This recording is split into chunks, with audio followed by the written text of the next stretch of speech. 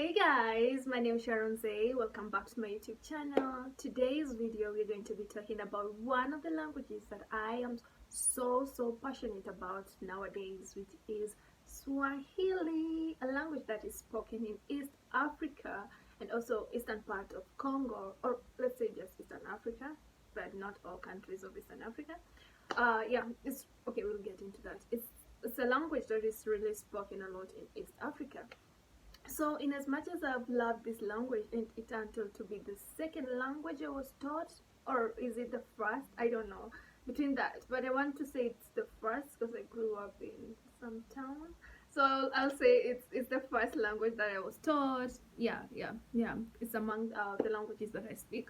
So that said, me loving it and it loving me when it comes to exams and school, it's not an equal affair, because it seems that I was given much when it comes to me loving it internally, but the books were not loving me. That is shown by the proof is in my grades, especially in the first year of my university Swahili class, because I had to take a Swahili class also in university. The course that I was doing required me to take Swahili as part of the unit. So that said, the grade is embarrassing on its own. I don't want anybody to ever discover that, but hopefully by the time they discover that, my Swahili is so improved, I can still talk it so well that you'll not even realize that. Okay, enough about that. So Swahili, being a language that is spoken by over 100 million people, you heard that right, in East Africa, and also when we start to add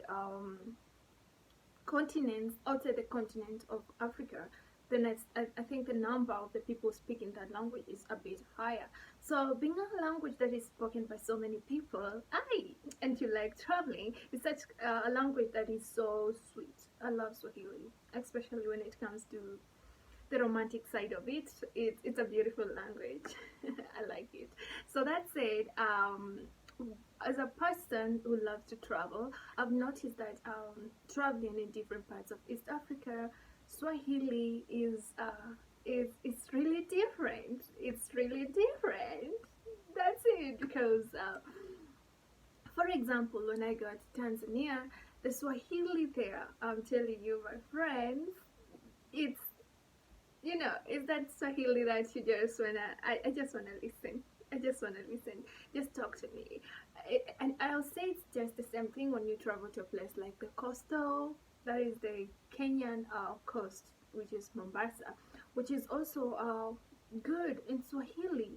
But there is a difference in all these types of Swahili which are spoken. For example, you hear the Swahili spoken in Eastern Congo, I'll say is quite different, but we can still understand it because it's Swahili at the end of the day. So speaking about Swahili first, and why I've learned to love it, because first, it's a language that connects us, all of us here in East Africa. That means I can just be traveling from Nairobi to Morogoro, or Nairobi to Kigoma, or whatever part of Tanzania, and I'll still be speaking all the way with the people that I'm sitting next to, if they understand Swahili. In Swahili, that makes me feel like comfortable, like that makes me feel like I am at home. Yeah. So that's it. I have loved that. The fact that I don't have to struggle that much when it comes to traveling to countries around East Africa.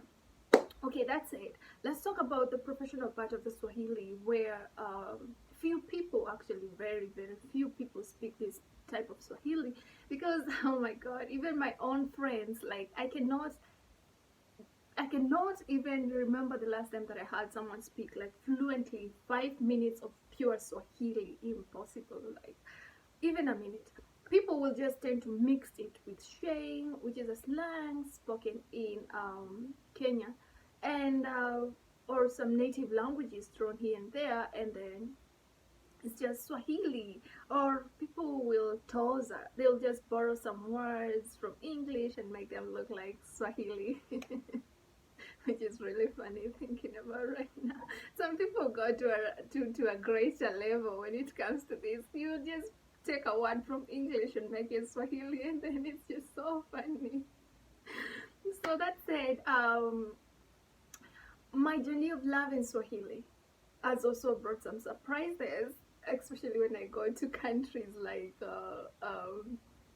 let me tell you something. People say that Swahili is spoken in East Africa, but there is one specific country. There's some specific countries that it's not that popular. Actually, I might just think that it's spoken majorly in Kenya and Tanzania. But okay, let's talk about Uganda, for example. I have met some people in Uganda who really struggle with Swahili. I am telling you, when I was growing up, I really thought that this Swahili is a language that is for East Africans, that I would just go to Rwanda and they speak in Swahili or Burundi, but that is not the case actually. It is spoken in some parts of those countries, especially the parts which are next to the border, but a country like Uganda, I was so surprised. Like there is some problems when it comes to Swahili. But all in all, it's just East Africa. There are some people have migrated to those parts. People from Tanzania, people from Congo, Eastern Congo, people from Kenya. So that said, you'll still find some people speaking Swahili in these countries. So why am I interested in Swahili? I mean, you have to be connected with where you come from at some point. You have to stop this speaking and mixing and find some fluency in speaking a language of your people. Like you can speak it because first off, I know if I was to speak Swahili mixed with Sheng at some certain degree, my parents and even my grandparents will not understand what I am saying, because it's like the Sheng, the slang is always new. Like people keep on adding new words. So I'm like, if I want to speak to people from all sorts of generation, like my grandpa can hear me, my daddy, my mommy. So or because the slang is in Kenya and Dar es Salaam, Tanzania, they have their own. So I might as well as just speak fluent, like something that is just like professional, something that everybody will understand. Sanifu, that is it. So I was like, yeah, this is, why not speak my language, because I love it. And if I can walk to a certain country and still speak it, and they will still understand me, I love it. I love it. I love it. So my love for Swahili is just started from that. So another thing, how am I? It's not even pretense, guys. You have to sit down and realize, like, you guys aren't speaking Swahili at all, alright? And the problem is not even us. The problem started when we were still in school, because I remember even in school we couldn't, like, we had like days where we could speak Swahili. You understand me? We could speak Swahili some days, and other days, majority of the days, we would speak English. And if you didn't speak English, you were punished.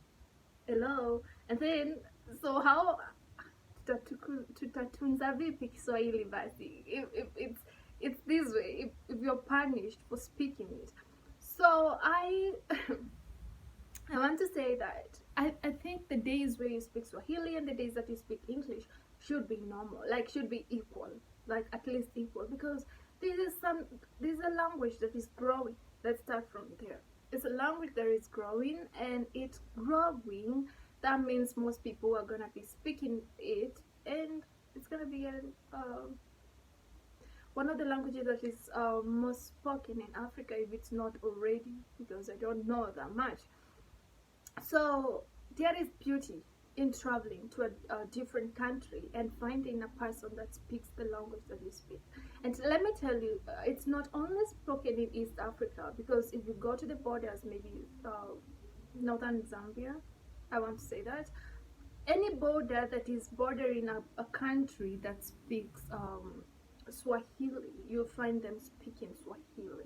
That means you can easily make friends. People can easily be. There is something about that strikes closeness and friendship when you can speak what I can speak. You just find yourself being bros, sisters, and such a thing. So I find that it's a beautiful language. So we might as well as put so much effort some efforts in learning it and appreciate it. Because if at all you're gonna teach someone else from a different country or from a different community, then we might just learn the professional kind of Swahili. So how am I improving my Swahili? Ningesema kwanza kutazama habari, of which they broadcast the habari in that is news in Swahili at 7 p.m. But that is not enough. Just like any other language, I feel like reading books, reading Swahili magazines, Swahili books, and also listening to Swahili, listening to Swahili programs, especially those from different countries or different parts of the a different part of the country or different part of the world or continent where the Swahili is emphasized, like Tanzanian programs. Oh my god, you really learn a lot. You really be like, though at some point you'll be floating like, oh my god, what is the meaning of that? You have to Google, you have to learn. And this is about interest. That is if you're interested about this language. So to save our identity or to just learn something new and just challenge yourself. You can just challenge yourself to just not speak like fluently English and or mix English with Swahili, and just challenge you and your friends, whether you're calling each other like, let's just speak Swahili, like let's just see if we can do it. And if at all this language can, we really can strike a conversation without adding or mixing any other part of languages. So to answer your question that I also learned about why Uganda doesn't speak Swahili, I think people started speaking Swahili because of the trade that was happening in the coast, and I really don't know. If you're from Uganda, just tell me why. Do they teach in schools? I really want to know. Thank you so much, guys, for watching. I hope you continue speaking Swahili and improve. Why did I say that? I hope you'll improve in it. And then, yeah, you'll be proud of your languages. Thank you so much.